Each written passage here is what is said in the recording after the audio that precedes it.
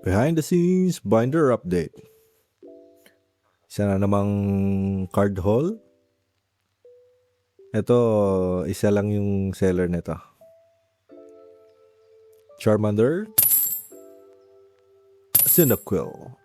Freebie lang yan, napanalo na ako sa raffle niya. Lucario, nakalimutan ko na ako ng mga set galing. Pero ito yung mga natripan ko sa mga ano niya. Sayang to, walang swirl. Arctibac yata to. For the memes namin, ang kapatid ko. Nag-iipon siya ng shiny. Walrein Hollow. Yung mga Lucario nga pala dito sa kapatid ko, hindi sa akin. So, huwag kayo magtaka. So, meron ditong mga reverse and hollow na cute para naman sa jowa niya. Buduling ko. Ayan, tulad yan. Buduling ko sa kanya. Hindi ko na patungan kung magkano ko nabili. Edi yun na lang din. Tapos itong mga hollow na para sa akin. Asti. Tingnan mo no. Zekrom reverse. Napaka-forma. Lalo na to. Reshiram. Hanapin ko nga yung reverse ng Reshiram na yan.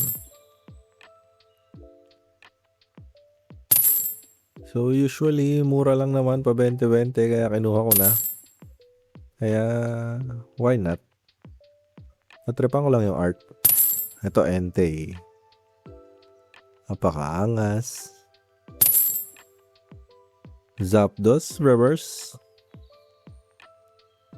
Zorua reverse. Ayan o, cute o. Pambudol din yan. Lucario na may tatang sa likod. Absol, hindi ko alam kung ba't ko kinuha yan. Pero andyan na yan eh. Dratini Dragonair Dragonite. Meganium Cosmo. Sayang, wala ding swirl. Napakaganda talaga. Ito na yung pinakamaganda para sa akin sa haul na to. Charmander, Charmeleon, and Charizard Hollow. Napakaganda. Talaga namang Litten. Ito damage, nabasa daw nung seller. Syempre, Squirtle. Ayun lang. Next time na lang yung ano. May sunod pa to eh.